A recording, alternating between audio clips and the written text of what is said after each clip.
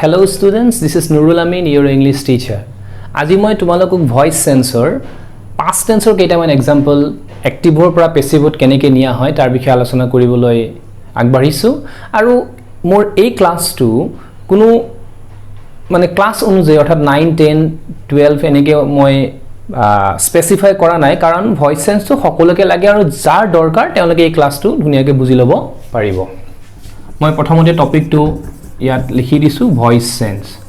আৰু যেহেতু আজি বেসিক্যালি past tense ৰ ভয়েস সেন্সটো মই কৰিম গতিকে মই past tense টো ব্ৰেকেটত লিখি দিছো এইখিনিতে আৰু এটা কথা কৈলৈ বিচাৰিছো যে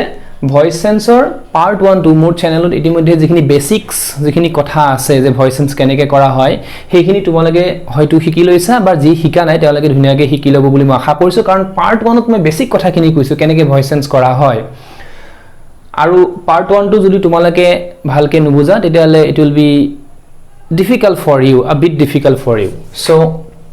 মই অকমান কথাটো ক'ব বিচাৰিছো যে be verb plus v3 এটো খুব ইম্পৰ্টেন্ট বুলি কৈছিলো be verb বুলি ক'লে আমাৰ কি আহে am is are was were আহে লগতে আমাক কি লাগিব be আৰু been লাগিব লগতে being টো আমাক লাগিব কন্টিনিউয়াস হলে আৰু v3 টো আমি গৈ গৈছো third form of the verb third form of the verb মই এটা এক্সাম্পল দি গৈছো যেনে do did done ওকে এটো v1 v2 আৰু এটো হৈছে v3 সো এই বেসিক কথাখিনি মই পাৰ্ট 1 ত কৈছো সো তোমালোকে ভালকে চাই লবা সো এইখিনি কথা কোৱাৰ পিছত মই এটা এক্সাম্পল তোমালোকক দিছো প্ৰথমতে the boy took the packet okay voice sense কোতে প্ৰথমতে কি বস্তু চাব লাগিব বুলি মই কৈছিলো যে প্ৰথমতে চাব লাগিব tends to year tends to কোনটো মানে টেন্স হত আছে ইয়াৰ টেন্স টু কি ইয়াৰ প্ৰেজেন্ট নে পাস্ট নে কন্টিনিউয়াস নে ফিউচাৰ নে কি নে পাৰফেক্ট এটো চাব লাগিব তাৰ পিছত চাব লাগিব ভয়েস টু এক্টিভ ভয়েসত আছে নে পেসিভ ভয়েসত আছে যেহেতু মই বেসিক্যালি এটা এক্টিভ টু পেসিভ কৰি আছো এ টু পেসিভ আমি পেসিভ টু এক্টিভ কৰিম বেসিক্যালি এটো কৰিছো যে ডেফিনেটলি ইয়াত তোমালোকে যিখিনি পাবা গটিখিনি এক্টিভ ভয়েসৰ সেন্টেন্সই পাবা সো সেন্টেন্স তো প্ৰথমতে আমি কি চাই ললো টেন্স তো চাই ললো টেন্স তো চাবলৈ হলে কি চাব লাগিব ভার্ব চাব লাগিব ওকে ভার্ব টু চাব লাগিব তো v1 ত আছে নে v2 ত আছে ওকে আৰু উইল শেল যদি নাই তেতিয়ালে ফিউচাৰ টু হ'বই নোৱাৰে সো ডেফিনেটলি উইল শেল নাই গতিকে ইয়াত v1 ত নাই গতিকে v2 ত আছে গতিকে এটো কি টেন্স পাস্ট টেন্স আৰু ভাৰ্বৰ লিষ্টখন তোমালোকে জানিব লাগিব ডু ডিড ডান টেক টুক টেকেন এনেকুৱাকে গো এন্ড গন ওকে সো তাৰ পিছত আমি সাবজেক্ট পালো the boy subject এটো হল verb okay আৰু এটো হল object মই subject object predicator কথাও এটা ক্লাছত মই তোমালোকক অতি সোনকালে লম হেইখিনি কথা খুব ইম্পৰ্টেন্ট আশা কৰিছো তোমালোকে ভালকে ফলো কৰিবা সো মই বেসিক কথাখিনি যেহেতু পাৰ্ট 1 ত কৈছো ইয়াতে আৰু ইমান ডিটেইলছ ক'বলৈ না যাও subject object হ'ব object subject হ'ব okay সো ইয়াতে v2 আছে মানে past tense আছে object to subject হ'ব the packet একদম ইজি বস্তু so the packet এতিয়া আমাক পেসিভ ভয়েসত কি লাগে be verb plus v3 লাগিব be verb মানে মই অকনমান আগতে লিখি দিছিলো তোমালোকক যে am is are was were be been বা being এগিটা লাগিব যেহেতু ইয়াত হেতু এই ফৰ্মুলাটো মিলিব লাগিব তাৰ মানে ইয়াত এটাও নাই গতিকে be verbৰ যিকোনো এটা ফৰ্ম লাগিব এতে যিকোনো ফৰ্ম হলে আমাৰ নহব আমি be verbৰ কোনটো ফৰ্ম আনিব লাগিব according to the tense আনিব লাগিব যেহেতু এটো past tense গতিকে আমি was নতুবা were আনিব লাগিব ওকে যদি present tense থাকিলে হেতেন আমি am is are আনিলো হেতেন ওকে যদি future tense থাকিলে হেতেন be আনিলো হেতেন perfect থাকিলে been আনিলো হেতেন continuous থাকিলে being আনিলো হেতেন এইখিনি কথা তোমালোকে ধুনীয়াকে পাৰ্ট 1 ত পাই যাবা সো ডেফিনেটলি the packet টো ইয়াতে সিঙ্গুলাৰ নাম্বাৰ সো were আহিব নোৱাৰে was আহিব the packet was এতিয়া এটোৰ v3 আহিব v3 কি হ'ব ইয়াৰ taken okay the packet was taken subject to subject hall subject to object হ'ব আৰু এটো generally সদায় নহয় মই এখানে generally শব্দটো ইউজ কৰিছো generally by prepositioner দ্বাৰা ফলো কৰা হয় by the boy okay so this is the answer The boy took the packet. The packet was taken by the boy. Was কিয় লৈছো কাৰণ এটো past tense. Past tense where আছে এই be verb টো মই আকৌ এবাৰ কৈছো be verb টোৰ আমি সাতটা ফৰ্ম পাও am is are was were be আৰু been. ওকে জেনাৰেলি পাঁচটা ফৰ্ম কিন্তু মই এইগিটাও লাগিব যেহেতু ভয়েসত আৰু being টো লাগিব মানে টোটাল 8টা ওকে এই 8টা ইম্পৰ্টেন্ট ভয়েস সেন্সৰ কন্টিনিউয়াস হলে being ললু হেতেন পারফেক্ট হলে been ললু হেতেন ফিউচার থাকিলে বা মডেল অক্সিলারি থাকিলে be ললু হেতেন আৰু past tense থাকিলে was বা were লম আৰু present tense থাকিলে am is are লম এইটো past tense আছে ডেফিনেটলি was বা were আহিব কিন্তু were টো চাব লাগিব সাবজেক্টৰ লগত মিলিছে নাই সাবজেক্ট টো সিঙ্গুলার নাম্বার গতি ডেফিনেটলি সিঙ্গুলার ভার্ব আহিব সো এইটো ফার্স্ট एग्जांपल মই তোমালোকক দিলো নেক্সট এটা एग्जांपल লিখিম he gave the boy a book okay he gave the boy a book এইটো past tense definitely মই যেহেতু past tense কথা কৈছোৱে সো মই গটেকিটা past tense তে ইয়াত লিখিম এতিয়া চাব লাগিব ইয়াতে ডুৱেল অবজেক্ট এ দুটা অবজেক্ট আছে মানে এটা সেন্টেন্সত দুটাও থাকিব পাৰে এটাও থাকিব পাৰে অবজেক্ট তিনটাও থাকিব পাৰে বা অবজেক্ট কেতিয়াবা নাথাকিবও পাৰে সেইকাৰণে মই সাবজেক্ট অবজেক্টৰ ক্লাস এটা লম তোমালোকে যাতে এইখিনি বস্তু জানি লোৱা গতিকে ইয়াত আমি সাবজেক্ট পালো ভার্ব পালো এটো অবজেক্ট 1 অবজেক্ট 2 ভার্ব টো কোন টেন্সত আছে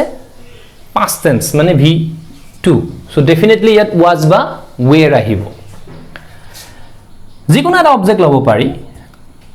আমি অবজেক্ট 1 ও লব পাৰো অবজেক্ট 2 ও লব পাৰো মই দুইটাই কৰিবলৈ চেষ্টা কৰিম সাপোজ প্ৰথমতে অবজেক্ট 1 ললো দা বয়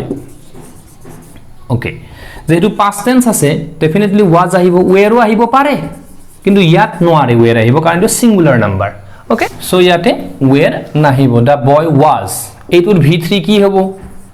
given হ'ব দা বয় was given কি a book অবজেক্ট টো মাজতে ৰাখিব লাগিব okay the boy was given a book subject to object হ'ব আৰু এইটো জেনাৰেলি ফলো কৰা হয় by preposition by him সি থাকিলে হাৰ হ'ব ওকে এটা আমি অবজেক্ট 1 ত কৰিলো এটা যদি আমি অবজেক্ট 2 টো লওঁ কি হ'ব a book কথাটো একে এইটো সিঙ্গুলার নাম্বার সিঙ্গুলার ভার্ব আহিব a book was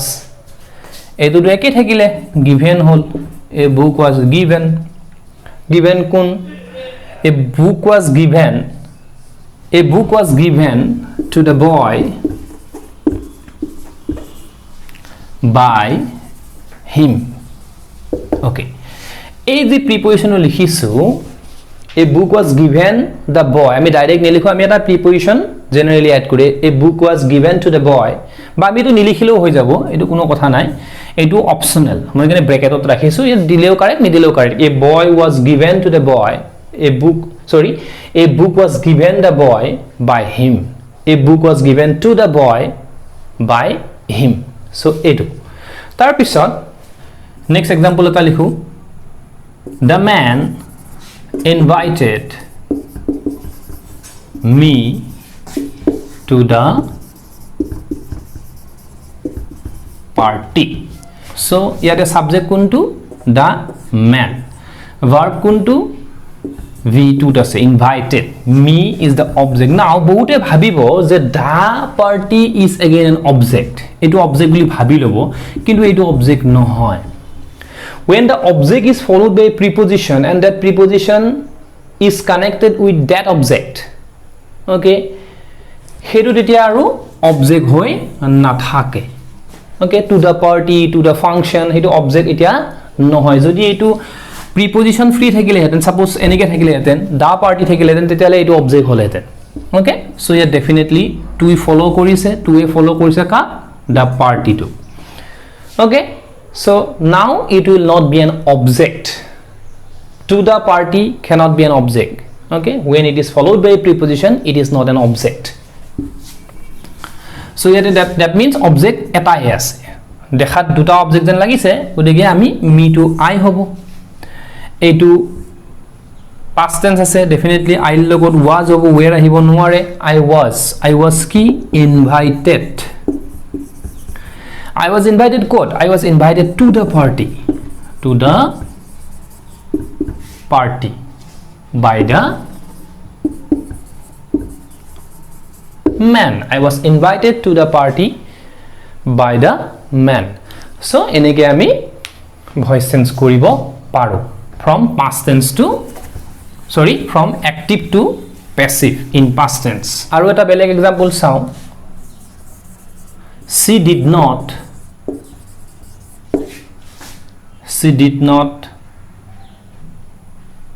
complete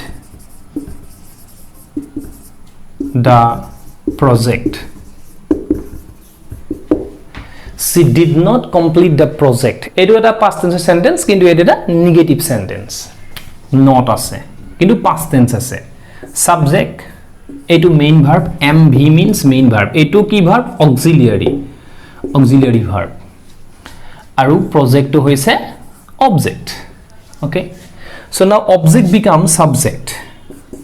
The project. মনত ৰাখিব লাগিব যে ভয়েস সেন্সৰ টেন্স কেতিয়াও সেন্স নহয় এটো কথা ভেৰি ভেৰি ইম্পৰ্টেন্ট নেৰেশনৰ টেন্স সেন্স হৈ যায় ভয়েস সেন্সৰ টেন্স সেন্স নহয় মানে এই পাস্ট টেন্স থাকিলে আনসারটো পাস্ট টেন্স হ'ব লাগিব ই যদি নেগেটিভ থাকে আনসারটো নেগেটিভ হ'ব লাগিব ই যদি ইন্টাৰোগেটিভ থাকে আনসাৰটো ইন্টাৰোগেটিভ হ'ব লাগিব এতিয়া আমি জানো যে নেগেটিভ এটা প্লেন নেগেটিভ বুলি যা কয় নো বা নট আছে সো নেগেটিভ হবলে আমাক এটা অক্সিলারি ভার্ব লাগিব যেহেতু পাস্ট টেন্স আমি ওয়াজ বা ওয়ের আনিম যেহেতু প্রজেক্ট তো সিঙ্গুলার নাম্বার লগত ওয়াজ হয় the project was negative to উঠি না যাব নোৱাৰে okay the project was not এতিয়া তোমালোকৰ হয়তো প্ৰশ্ন আহিব মনলৈ যে ডিড টু কোড গল ডিড টু ইয়াতে অক্সিলারি হিচাপে ব্যৱহাৰ হৈছিল আমি অলৰেডি এটা অক্সিলাৰি আমাক লাগিব বি ভাৰ্ব ফৰ্ম এটা লাগিব ডুয়েল অক্সিলাৰি আমি ব্যবহাৰ কৰিব নোৱাৰো একটা সিম্পল সেন্টেন্সত সো যিকোনো এটা বহালে হল ডিড টু অ্যাক্টিভত থাকিব পেসিভত ওয়াজ আহিব ওকে সো ওয়াজ থাকাৰ কাৰণে ডিড টু আসলতে নাহে ইয়াতে হেতুৱে মেইন কাৰণ the project was not completed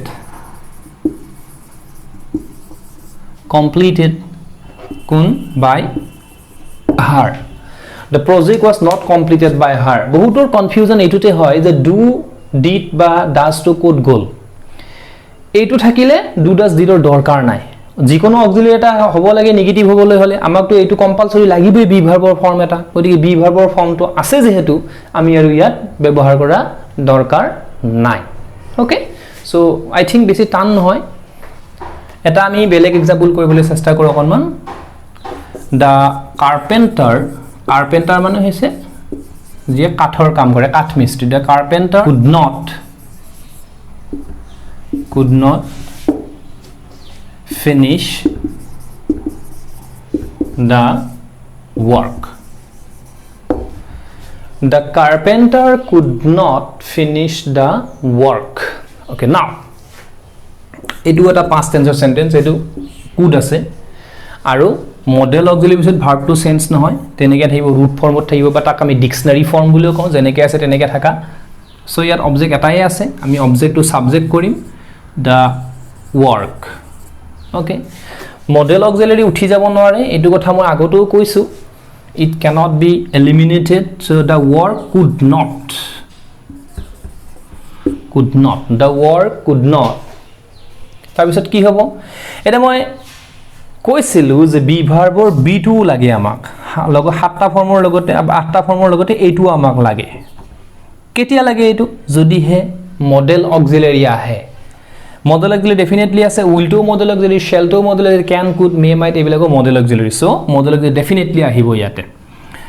B definitely আহিব সো কুড নট বি প্ৰশ্ন you ask yourself be to কৰ পৰা পালো বি টু আমি এই কাৰণে পালো যে মডেল অক্সিলাৰি থাকিলে আমাৰ 13টা মডেল অক্সিলাৰি ভাৰ্ব আছে ওকে সো হেই 13টা মডেল অক্সিলাৰি প্ৰত্যেকতে আমাক বি লাগিব সো কুড নট বি তাছত বাকি হিন্টৰ একে থাকিব এটো v3 ত গুছি যাব finished could not be finished by the carpenter